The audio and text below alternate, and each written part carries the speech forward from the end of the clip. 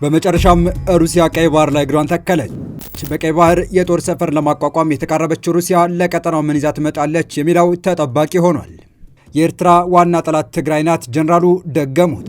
ከህወሓት ጋር ጸምዶ የመሰረተው ሻዕቢያ ወደ ቀድሞ አቋሙ ሊመለስ ይችላል ተብሏል። ሻዕቢያ ጸረ ኢትዮጵያ ትርክት የሚያሰራጭበት ትምህርት ቤት እንዳለው ጀነራሉ አጋለጡ። በመጨረሻም ሩሲያ ቀይ ባህር ላይ እግሯን ተከለች። ሱዳን ማለባበስ ይቅር ብላ እውነታውን አደባባይ ማውጣቷ የሻዕቢያንና ደጋፊዎቹን አይን ያወጣ ቀጣፊነት አጋልጧል። የፈጥኖ ደራሹን ጦር መቋቋም ያቃታቸው ጀነራል አልቡርሃን በመጨረሻም እጃቸውን ለእርዳታ ወደ ሀያሉ ሰው ፑቲን ወደ ቀዩ ቤተ መንግስት ዘርግተዋል።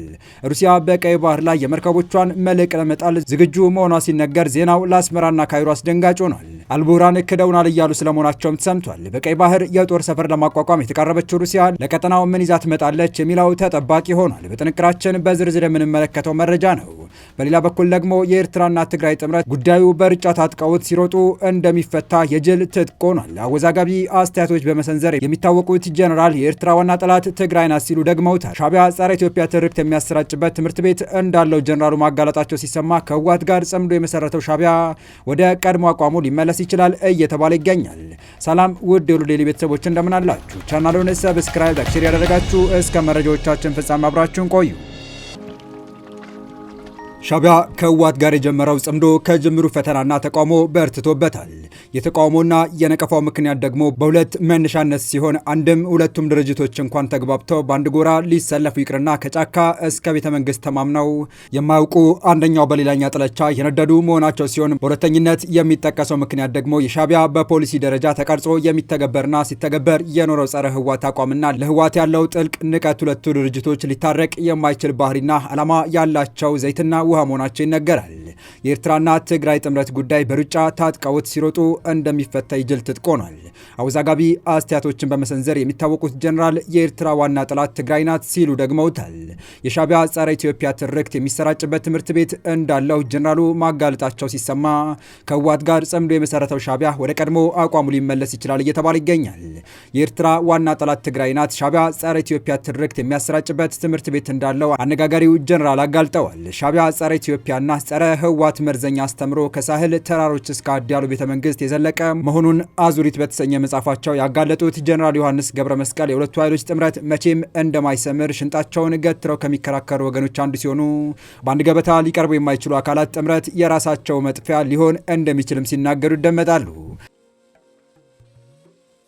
ህዝባዊ ግንባር ሓርነት ኤርትራ ህግደፍ ያለ ዕድሜ ልዩነት ስለ ኤርትራ ነጻነት ሲያስተምር ኤርትራ በኢትዮጵያ ቅኝ ግዛት ስር ሆና ብዙ ጉዳት እንዳስተናገደች የኤርትራ ህዝብም በኢትዮጵያ ወይም በሀበሻ ቅኝ ገዥነት ብዙ ጉዳት እንደደረሰበት ከሳህል እስከ አድያሎ መርዘኛ ትርክት እየዘራ መዝለቁ የሚገልጹ ጀነራል ዮሐንስ ለዚህ እንደ ዋቢ አድርጎ የሚያስተምርበት ኤርትራ 3 ጠላቶች አሏት ይላል። እነሱም አንደኛ መሳፍንቶች፣ ሁለተኛ የምዕራቡ ኢምፔሪያሊዝም፣ ሶስተኛ ኢትዮጵያ ናቸው እያለ እንደሆነም አክለው ነው የገለጹት። ሻዕቢያ ስለ ኢትዮጵያ ጠላትነት ሲያስተምርም ኤርትራን የጨመረ ካርታ በስፋት እንደሚጠቀም የሚገልጹት ጀነራሉ በኤርትራ ካርታ ላይ ጭንቅላት የሚል ቃል ወይም ስም ይጻፍበታል፣ በትግራይ ካርታ ላይ ደግሞ ልብ የሚል ቃል ይጻፍበታል። የቀረው የኢትዮጵያ ካርታ ስም ሳይጻፍበት ይተዋል ካሉ በኋላ የጽሑፉን ትርጓሜና ዓላማ እንዲህ ይቀጥላሉ። በኤርትራ ካርታ ላይ ጭንቅላት ተብሎ የተጻፈበት ምክንያት ሲተነተን የአካባቢው አውራ ኤርትራ ናት፣ ነጻም መውጣት አለባት፣ ሌላ አይመጥናትም ብሎ ያስተምራሉ።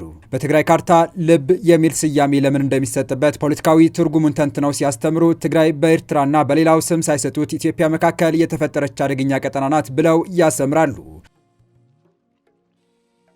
ለሌላው ስም ሳይሰጡት የቀረው የኢትዮጵያ አካባቢ ምንም እንደማይመጥናቸው የልብን ድርሻ እየተጫወተች የምትኖረውና ኢትዮጵያ ተብለው እንዲኖሩ የምታደርገው ትግራይ ናት። ትግራይ ከሌለች እነሱ ዋጋ የላቸውም። ለኤርትራ ነጻነትም ዋና ጠንቅና ጠላት ትግራይ ናት ይላሉ። ይህንን በተለይ በሳህል ተራሮች ከነሱ ጋር የነበሩትን በደንብ ይገልጹታል ካሉ በኋላ የሻዕቢያ ታጋዮች ቀይህ እንበባ የሚባሉ በበረሃ የወለዷቸው ህፃናት እንደነበሯቸው በመግለጽ ለነዚህ የሚሆን ትምህርት ቤትም ነበራቸው። በትምህርት ቤቱ ለህፃናቱ ይህን ፖለቲካ አስተምሮ በስፋት ይሰጡ እንደነበረም ብዙ ሰዎች ይናገራሉ ሲሉ ኢሳያስና ደብረጽዮን ኢትዮጵያን ለማተራመስ በጋራ ለመስራት ጽምዶ በሚል ትብብር ቢመሰርቱም እውነታው ግን አንድ ቀን አብረው ውለው የማያድሩ ሊታረቅ የማይችል ባህሪና ዓላማ ያላቸው ዘይትና ውሃ ናቸው ሲሉ አጣጥለውታል።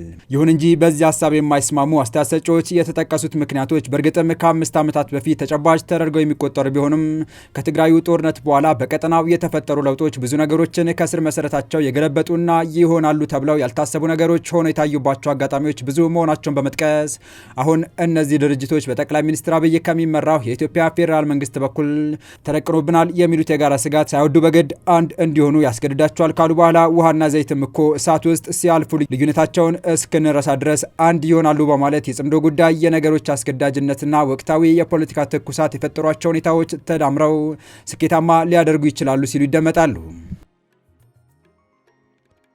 በቀጣይ መረጃ በመጨረሻም ሩሲያ ቀይ ባህር ላይ እግሯን ተከለች። በቀይ ባህር የጦር ሰፈር ለማቋቋም የተቃረበችው ሩሲያ ለቀጠናው ምን ይዛ ትመጣለች የሚለው ተጠባቂ ሆኗል።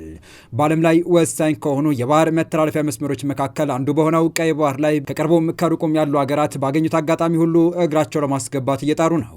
ጥቂት የማይባሉ ሀገራት ከአሜሪካ ከአውሮፓና ከሩቅ ምስራቅ ሳይቀሩ በጅቡቲ ላይ ወታደራዊ ሰፈር መስርተው በአካባቢው ላይ ሲንቀሳቀሱ፣ ሌሎች ደግሞ የባህር ኃይላቸውን በአካባቢው አሰማርተው ለጥቅማቸው ዘብ ቆመዋል። የሱዳን የውጭ ጉዳይ ሚኒስቴር አሊ የሱፍ ባለፈው ዓመት የካቲት ወር ላይ እንዳስታወቁት የሱዳን ጦር የሚመራው መንግስት ከሩሲያ ጋር የቀይ ባህር ወታደራዊ ሰፈር ግንባታን በተመለከተ የመጨረሻ ስምምነት ላይ ደርሷል። የየመን ሁቲ ታጣቂዎች ባለፉት 2 ዓመታት በቀይ ባህር የንግድ መርከቦች እንቅስቃሴ ላይ ያሳደሩት ተጽዕኖ ምዕራባውያን በአካባቢው ያላቸው ሚና የበለጠ እንዲያጠናክሩ ሲያደርግ፣ ሌሎች አገራት ደግሞ በቀይ ባህር ዙሪያ ቦታ ለማግኘት እየሰሩ ነው። ከነዚህ መካከል ሩሲያ ዋነኛው ሀገር ናት። ሩሲያ በአንጻራዊነት ከምዕራባውያኑ በተሻለ ለቀይ ባህር የቀረበች ብትሆንም በአካባቢው ወታደራዊ ሰፈር የላትም። ባለፉት ዓመታት የቀይ ባህር ተዋሳኝ ከሆኑት ሀገራት ጋር ስትወያይና ትብብሮችን ስትፈጽም የቆየችው ሩሲያ ተስፋ ሳትቆርጥ ፍላጎቷን እውን ለማድረግ የተቃረበች ትመስላለች። ቀይ ባህር አፍሪካን፣ ኤዚያንና አውሮፓን በአቋራጭ የሚያገናኝ ወሳኝ ባህር የንግድ እንቅስቃሴ መስመር ሲሆን በዚህ መተላለፊያ ላይ የሚከሰት እክል ታላላቅ የምጣኔ ሀብት እንቅስቃሴዎች ላይ ከባድ ተጽዕኖ አለው። የዓለማችን ከፍተኛ መጠን ነዳጅ፣ ተፈላጊ ማዕድናት እና የኢንዱስትሪ ምርቶች በተለይ ከባህር ሰላጤውና ኤዚያ ወደ አውሮፓ የሚተላለፉበት መሆኑ አገራት አይናቸውን እንዲጥሉበት አድርጓል። በምጣኔ ሀብትም ሆነ በወታደራዊ አቅሟ ከዓለማችን ሀያላን ሀገራት ተርታ የምትመደበው ሩሲያ በቀይ ባህር ላይ ሚና እንዲኖራት ለማድረግ ዓመታትን ወስዶባታል። በዚህም በቀይ ባህር ላይ ወታደራዊ ሰፈር ለመገንባት ከአውሮፓውያኑ 2017 ጀምሮ እንቅስቃሴ ስታደርግ ቆይታለች። አሁን ግን በእርስ በርስ ጦርነት ውስጥ ከምትገኘው ሱዳን ጋር ስምምነት ላይ እንደደረሰች የሚያመለክቱ ሪፖርቶች እየወጡ ነው። ሱዳን 3 ዓመት ሊሞላው በተቃረበ ጦርነት ውስጥ ሆና ከባድ ውድመት ደርሶባታል። በጀነራል አልቡርሃን የሚመራው የሀገሪቱ ጦር ሰራዊት ከጀነራል ሐምዳን ዳጋሎ ፈጥኖ ደራሽ ኃይል ጋር እየተፋለመ ነው። በዚህ ጊዜ ደግሞ መቀመጫውን ፖርት ሱዳን ላይ አድርጎ የቀይ ባህር ዳርቻ የሆነውን የሱዳን ግዛት የሚቆጣጠረው የጀነራል አልቡርሃን ቡድን ከሩሲያ ጋር በመቀራረብ ድጋፍ ለማግኘትና ለሩሲያም የምትፈልገውን ለመስጠት በሩን ከፍቷል። ባለፈው ዓመት የካቲት የቀድሞው የሱዳን የውጭ ጉዳይ ሚኒስቴር እንዳስታወቁት በሁለቱ ሀገራት በኩል ሩሲያ በሱዳን የባህር ዳርቻ ላይ የሚኖራትን የባህር ኃይል ሰፈር በተመለከተ በሚደረሰው ስምምነት ላይ መግባባት ላይ መድረሱን በመግለጽ ይህንንም ተግባራዊ ለማድረግ ምንም አይነት እንቅፋት የለም ብለው ነበር። በሞስኮ በኩልም በሱዳን ውስጥ በተለይም ከጦርነት በኋላ በሚኖረው የመልሶ ግንባታ በሀገሪቱ ውስጥ መዋዕለ ንዋይን ለማፍሰስ ዝግጁ መሆኗን አስታውቃለች። በከባድ ጦርነት ውስጥ የሚገኙት አልቡርሃን በአሸናፊነት ለመውጣት የሚያስችላቸውን ድጋፍ ለማግኘት ለሩሲያ የባህር ኃይል ሰፈር በቀይ ባህር ዳርቻ ላይ ለመስጠት መዘጋጀታቸውን የሚያመለክቱ መረጃዎች እየወጡ ነው። ሱዳን ለሩሲያ የባህር ኃይል ጦር ሰፈር ለመፍቀድ የተነሳቸው በምላሹ ዘመናዊ ጦር መሳሪያዎችን ከሞስኮ ለማግኘት መሆኑም ተዘግቧል። ዋል ስትሪት ጆርናል በቅርቡ ባወጣው ዘገባ የሱዳን ጦር በቀይ ባህር ላይ ለሩሲያ የጦር ሰፈር ይሁንታ የሰጠው በምላሹ ከሩሲያ የጦር መሳሪያ ለማግኘት በተደረሰው ስምምነት መሆኑን ጠቅሷል። ሪፖርቶች እንደሚያመለክቱት ይህ የሩሲያ የባህር ኃይል ሰፈር ወደ 300 ወታደሮች የሚይዝ ሲሆን የሱዳን መንግስትና የክሬምሊን ስምምነት ለ25 ዓመታት የሚዘልቅ ይሆናል። ሱዳን ትሪቡን እንደዘገበው ከሆነ የሱዳን የውጭ ጉዳይ ሚኒስትር አሊ የሱፍ ሱዳንና ሩሲያ የሩሲያን የጦር ሰፈር በተመለከተ ስምምነት ላይ ደርሰዋል ብለዋል።